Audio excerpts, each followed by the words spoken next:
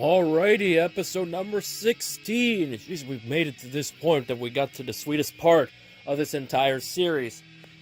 I know it's a little bit later in the week than normal, but hey, I've been working on a lot of projects, specifically the NASCAR TV graphics on NBC Sports, and the way it's looking like right now is probably going to be 2 parts, maybe 3, I don't know.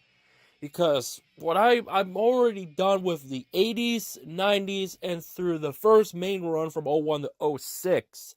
Tomorrow tomorrow as I'm recording this, when you're listening to it, will be Friday, which will be today. I'll be working on the 2015 through 2018 graphics and analyze them all. I feel like the way it's going, I think it's because I have so many graphics to show that it's going to make it feel like so long, and then watch when I record my voiceovers, it's going to be probably short. I doubt it, but that's just the nature of planning it every 3 months. It gives me some time. I'm going through the script phase, and next week will be the audio/video phase, and then by the tail end of the month, probably 2 weeks time, fingers crossed, I'll have that up. If it's in 2 parts, I'll have the first part up first, and then before I head to Southern California, I'll have the second part. My emphasis on that episode is to focus on what I didn't cover on TNT's TV graphics, because they're essentially the same from 01 to 06. They really are. And also just cover every bits of details, because I've noticed and a number of them, I keep forgetting 1 or 2 nuggets after the fact. But hey, when you forget 1 or 2 nuggets after the fact, it's the point. It's NASCAR TV graphics. It doesn't say every NASCAR TV graphic. That would take too long for my liking. And knowing already it's going to take forever to render, that's why the speed episode is in 2 parts instead of just 1 complete, because 1 hour would probably take 6 to 12, maybe more to render.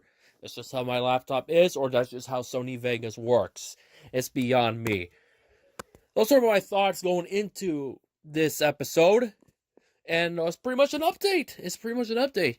But I do have a rapid-fire discussion I want to talk about. It is Kirk Shelmerdine. As you see the title of this episode, I'm not too thrilled about the NASCAR Hall of Fame nominees list this year, because normally there's 5 new ones. This year there's 6. And at the expense of Kirk Shelmerdine, he's no longer in that ballot. And based on what somebody told me, he's no longer eligible to ever go into the NASCAR Hall of Fame. The new ones of note are Neil Bonnet, Jim Paschal, Red Vogue, Tony Stewart, Sam Ard, and one other one that is slipping through the back of my mind right now because I'm recording it live without a script and kind of going through the motion. Okay, not really going through the motion, just explaining it as I go. So we got Stewart, Sam Ard, Neil Bonnet, Jim Paschal, Red Vogue, and there's another one that is slipping through my mind. I said Sam Ard, I said Tony, I said Paschal, I said Bonnet, I said Vogue. There's one more. Why can I not remember the other one? I think what I'm going to do is going to pause this recording and tell you real quick, like I did last time with one of them. So yeah, let me do that real quick, and I'll tell you the other guy that is nominated alongside with Bonnet, Stewart, and so on and so forth. 1961 Daytona 500 winner Marvin Pash is the 6th and new nominee. When you hear those lists, so one more time: Tony Stewart, Sam Ard, Jim Paschal, Marvin Pash, Neil Bonnet, and Red Vogue, excuse me. There's no Kirk Shelmerdine. He's the one that's been left out, because there's 6 new nominees instead of the traditional 5, and which begs the question, will crew chiefs ever get there too? Before you ask, yes, Ray Abraham is in, Dale Inman is in, but when I'm talking about other crew chiefs that defined the golden age of NASCAR and also what revolutionized the modern era, I'm talking about like Shelmerdine, Herb Nabb, Gary Nelson, Jake Elder. There's so many others. Let's even go away from the crew chief portion of it. Let's talk about, I don't know. Let's see, that one guy, Smokey Unick. That's another one. Bancho Matthews. And also, you obviously have Holman and Moody nominated, and I personally think if Holman and Moody get inducted, they should be together. You can't just do one or the other. This one, it has to be both to make sense to some people. But it doesn't have to make sense to a lot. And this goes down to frustration more than anything else as to why Kirk is not on the ballot anymore. There's also that landmark award that Barney Hall and Janet Guthrie has also been removed from that ballot. And there's a whole hoopla and uproar, of course, from the women community that Janet got replaced of no Jenna Fryer. And of course, it comes at a time where it seems like the women of NASCAR are finally getting respected and getting their due after Hailie Deegan won in Las Vegas 2 weeks ago. It's gotten to the point where the NASCAR Hall of Fame has really now become to many people a joke. Because the main reason to a lot of people is like, it's not a legitimate Hall of Fame until Smokey Yunick goes in. Then this makes the question, why about a guy like Carl Kiekhaefer? He's one guy that revolutionized the term teammates, multi-car efforts. But of course, the scandal that happened within Carl and NASCAR and so on will never put him in the Hall of Fame because of those circumstances. And that's what many people feel the same about Smokey Yunick, who never got along with the France family. Honestly, he should go in. This is like similar with the WWE with the Macho Man Randy Savage that took him this long. Or even today with Owen Hart. Will never go to the Hall of Fame because of Martha. Chris Benoit is obvious why he'll never go in the Hall of Fame. And also, I think this also applies to things with Miss Elizabeth, why she's not in the WWE Hall of Fame, because it comes down to the family, the blessings, and so on and so forth. But when it comes to NASCAR, it's really odd when you look at those car owners and those guys that really revolutionized the sport, that made the competition better, made their names known, and so on and so forth. A guy like Shelmerdine did it, and he basically left in his prime. Kirk Shelmerdine won races with Dale Earnhardt, of course. He also won some with Ricky Rudd. But before he went to RCR, he worked with James Hilton.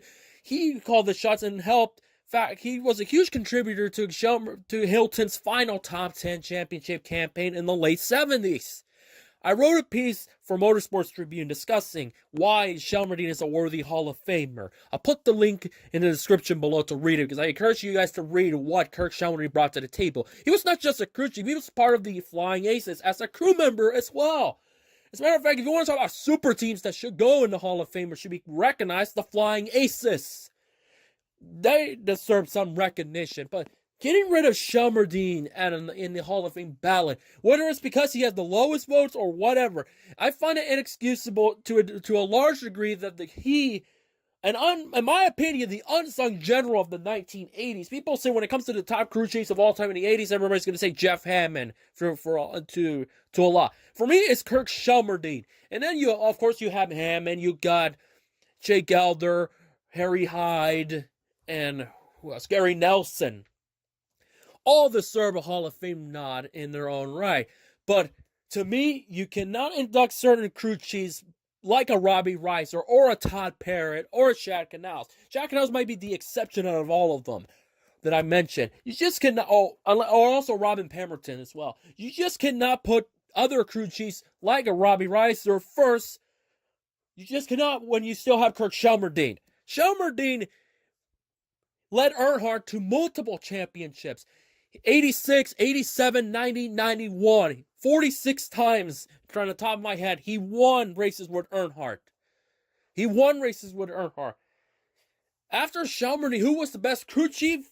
Ray Abraham. Of course, Andy Petrie was no slouch either. He was a hell of a crew chief as well. He too left arguably in his peak. Larry McReynolds, is he a Hall of Fame worthy? I agree, but not before Kirk Shelmerdine. Shelmerdine should be the first one in over McReynolds, over Petrie, over Todd Parrott, maybe Buddy Parrott. But the only argument I will put who should go first is Herb Nabb, Gary Nelson, and to an extent Tim Brewer. Because Herb Nabb won. When you look at, for example, for those who don't know who Herb Nabb is, look at the Racing Reference Crew Chief info and numbers. If you want to talk about the numbers game, those are Hall of Fame numbers. I associate Herb Nabb with Bobby Allison in the 70s with the number 12 Coca-Cola ride. And also the Matadors, if I remember, he was also crew chief for Bobby at that point. Of course, you have the Wood brothers. They're already in. They were a crew chief to a degree. Well, they were at this time. Same with Bud Moore. But the pure ones are Inman and Ray Abraham. Shelmerdine being eliminated from the ballot, it means it's going to be a long road for those crew chiefs to get their due. It really is going to be. And I find an absolute farce that I get it. I have no say on who goes in and who should be nominated. That's probably won't be till a number of years if I stick around to cover NASCAR, because God knows who knows what sport I'll choose in 2020 to cover on a regular basis and dedicate my life to. I could do both, but I gotta pick one at some point. But that's another story for another time. Shelmerdine was a huge factor. Sure, Earnhardt was a talented racer. Everybody knows talent and transcending and once of a lifetime. Earnhardt was behind the wheel. Let's not ignore guys like Danny Smith, Chocolate Myers, and Shelmerdine. Because without those key guys, it would be a completely different time period for Earnhardt. Sure, Earnhardt and RCR did their own thing, but Shelmerdine being behind the box, making the shots, working on the car, being the crew member, which were one of the, if not the fastest crew members of the 1980s. The Unocal 76 pit road competition results will tell you as such. When you look deep into those numbers and deep what he's done in his career as a crew chief before hanging it up after 1992, before going to do another brief stint in the Busch Grand National Series with Jeff Green in the number 3 car, which, by the way, was a good season for Shelmerdine and Green. Shelmerdine wanted to focus on a driving career before he became known as crew chief. This is another thing. He was the first man. He was the first man to bring McDonald's as a primary sponsor. Texas World 1981. McDonald's.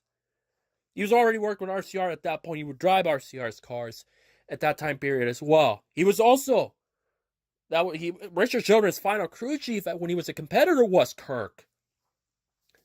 He drove the McDonald's car. I know McDonald's, being the first man to drive McDonald's doesn't mean anything, but he wanted to be a racer. He did his thing in ARCA. He wanted ARCA. He won for James Hilton, believe it or not, at Charlotte 03 in the ARCA race.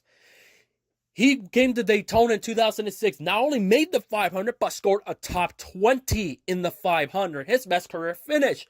He is in that no top 10 club because he mostly started park in that black number 27. And when Casey Mears announced he was going to drive the 27, when I saw the paint scheme at the track at Daytona in person, all I saw immediately when I saw that the original, the unsponsored one before Rim Riders came along, the original one, I didn't think of Paul Menard's number 5. I thought of Kirk Shelmerdine because it's a black number 27. Outside of the 72 car, I associate Shelmerdine in the 27 because this is a black 27 Chevy. But I say it's a grim day when it comes to the NASCAR Hall of Fame with the nominees. Where credit's due, Tony Stewart, no doubt, first ballot. Arguably one of the best racers of all time, overall, versatile of the past 30 years.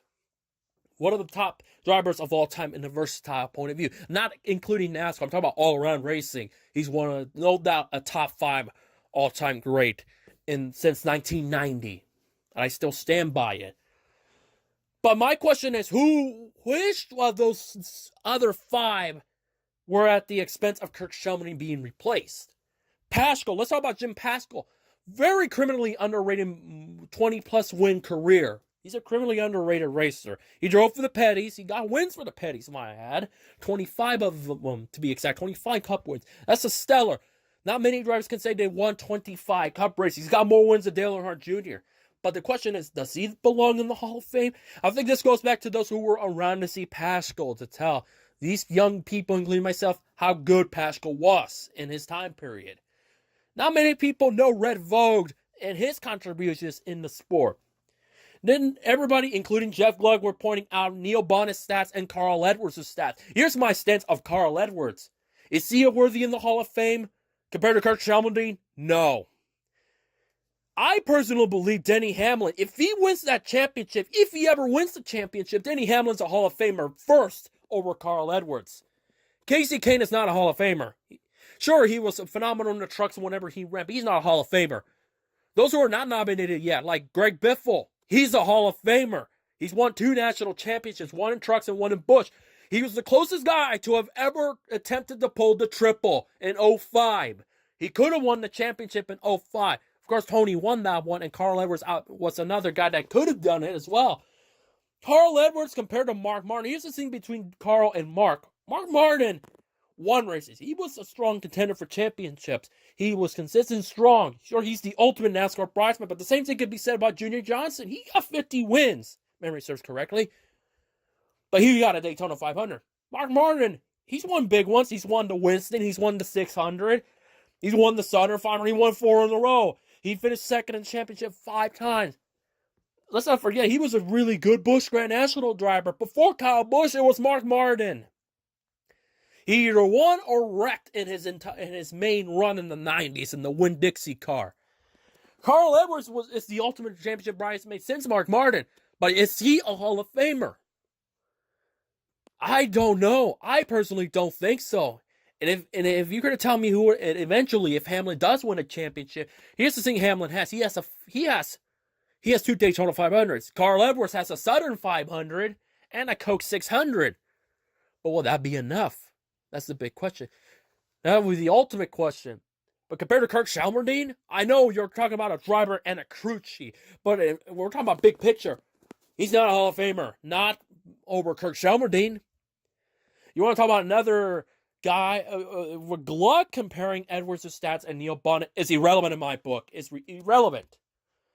Sure, Neil Bonnet was the first multi-time winner of the class. Sure, he won races. He won the Australian 500 at Calder Park in 1988. He led the championship for a brief minute. He won Rockingham.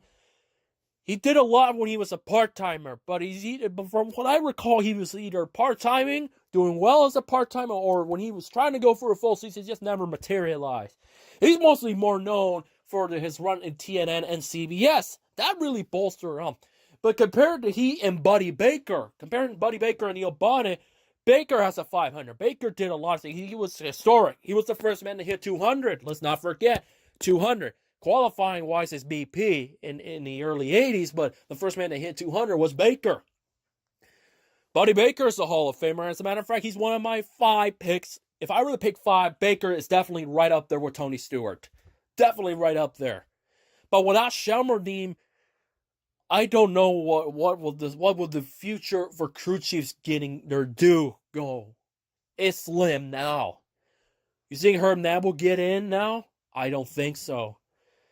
I think out of the ones who are not on this list yet that I think could be considered. Oh yeah, there's another one as well. Waddell Wilson. I haven't forgot about Waddell. But one of all the crew chiefs that I feel like that could break the mold at this point is Gary Nelson. Not just for what he did in the pits, but also what he's done for safety in the car and so on, notably in the 90s and early 2000s, specifically the 2000s. He has a strong shot of getting into the Hall when that time comes. But I personally think you should consider what these new nominees bring to the table. Carl Edwards is going to be the ultimate debate, but no. Denny Hamlin arguably is the closest thing that I can debate with Carl. But if you were to bring up Greg Biffle is definitely a Hall of Famer. They put Ron. Here's the thing about Ron Horner. When he got in, it gives everybody on the lower series that were really good in the lower series a great shot in the Hall of Fame, like Johnny Benson, Mike Skinner, Jack Sprague, Greg Biffle, as I already mentioned dozens of times. Maybe Todd Bodine. Todd Bodine may be a stretch out of all of them. Benson has a good shot. He's got those 2 national championships, one in Busch and one in trucks. But as far as the truck series is concerned, the next guy that deserves to go in is definitely Jack Sprague. Because Sprague was really good in the trucks. It's like the truck series in Cup, you have Petty and Pearson. Trucks, you have Sprague and Hornaday. Sure, Hornet, out of all the Hall of Famers, the biggest bust in terms of Cup careers is Ron. But he did so much for the camping world, Gander Outdoors Truck Series, or in his main prime, the Craftsman Truck Series. He did a lot to make that series must-see TV. He, Sprague, Skinner, Biffle, Dennis Setzer, Ted Musgrave, to name a few. These guys made the sport what it became today, as probably the best out of the 3 national series. Don't mention Carl Edwards at this point. What people should look into is those who were not racers. They were crew chiefs, mechanics, owners. So we got Hendrick, Richard Childress, Roger Penske already in, to name a few.